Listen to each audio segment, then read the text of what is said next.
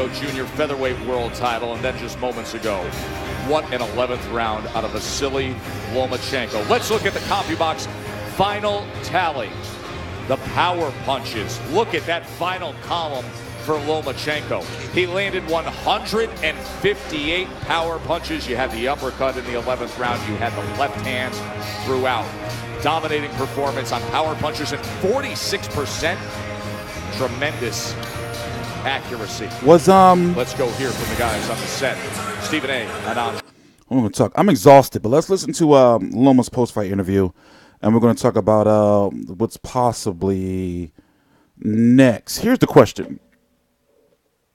The 11th round was very impressive. You can tell that he did not want to go the distance with Pedraza. Dropped him twice, body shots, and he just overwhelmed him. See, do you say it's the shoulder injury?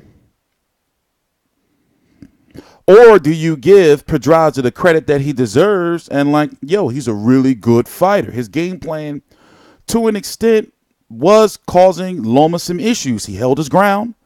The jab, he didn't go to the body as much as he should have. He went away from it. But he did a lot better than people thought he was going to do. And as the saying goes, a lot of fighters step up to the level of competition, right?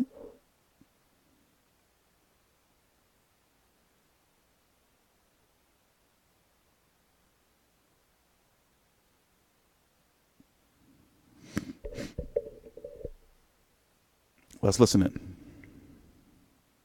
The score totals. Judge at ringside, Tom Schreck scores about 119 to 107. Steve Weisfeld and Joseph Pasquale both scored about 117 to 109. All three in favor of the winner. He is now the unified WBA and WBO lightweight champion of the world. Pedraza know he ain't win. Vasily Lomachenko.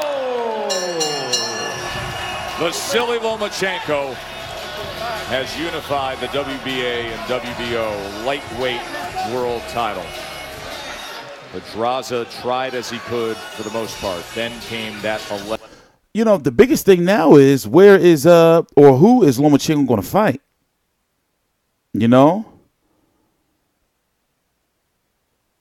Figure him out. He wants to unify. Translate a little bit. Aegis, translate me, please. All right, Aegis, what took him so long to figure him out? Because he was the first man after 8 knockouts to go the distance with him. Что тебе так долго заняло найти его? You know, he is a true warrior, and he do a very good job. So I respect Pedraza team. Very good job. Thank you. Triple H. Now you knew that he could be a tough opponent because of his style. How do you rate your performance? Are you happy with your performance They got tonight? Triple H up in there.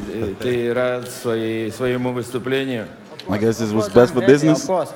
I stay a little bit closer to my dream, to my goal. So I wanted to say happy birthday, Bob Arum, and I wanted to say thank you, Birthday, my Bob team, Arum. and all people who come to support me. Happy.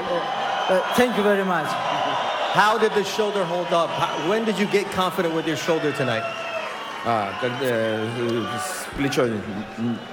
Everything good.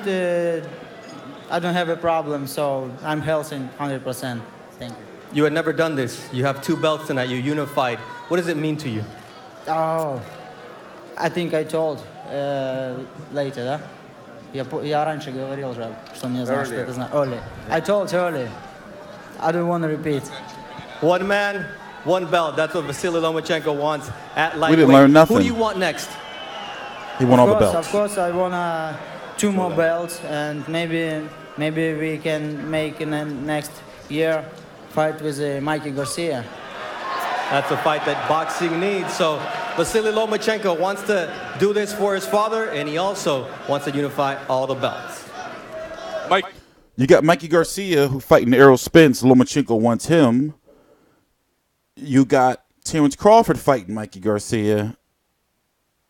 No, Errol Spence fighting Mikey Garcia. Terrence Crawford wants him. something's going to have to give, because looking at it, right? Looking at the 135-pound division, Mikey Garcia has the WBC, but don't be surprised if the WBC is not going to strip him. Luke Campbell is the mandatory. Don't be surprised if they order Luke Campbell versus somebody, for the WBC interim. Lomachenko now has the WBA and the WBO. We're going to be updating that tomorrow. Richard Comey is supposed to be fighting Issa Chaniev on the undercard of Alvarez versus Kovalev too. I'm sorry, I'm so tired. It is actually 12:52 a.m. Eastern Standard Time, December the 9th, 2018. So we've been working since about 3 a.m. So we got to take a nap, and we got to get back to some more boxing. But Lomachenko did what he was supposed to do, and I'm thinking maybe it was the shoulder injury. That he was looking a little,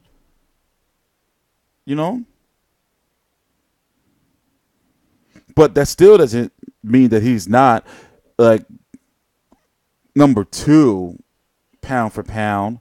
Terrence Crawford is number 1 in my pound for pound. Everybody's pound for pound is different, and everybody's criteria for pound is different.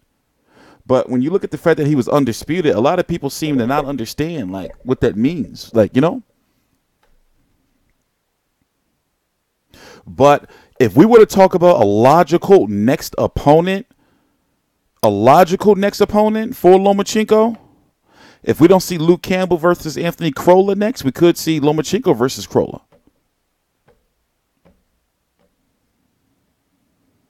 I mean, what's going on with Felix Verdejo? I don't think they can do Lomachenko, Ray Beltran.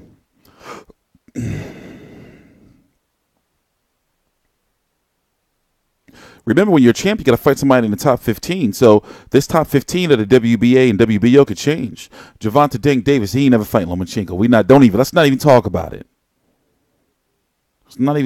Miguel Berchelt, if he moves up. But what incentive, unless it's a weight thing, would he have to drop his belt at 130 to move up? They could allow him to keep his belt, but they could be, but I'm thinking maybe either Lomachenko versus Crolla, or more likely Lomachenko versus Berchelt. I'm TstreeT Controversy. This is TstreeT Controversy Live. Please subscribe.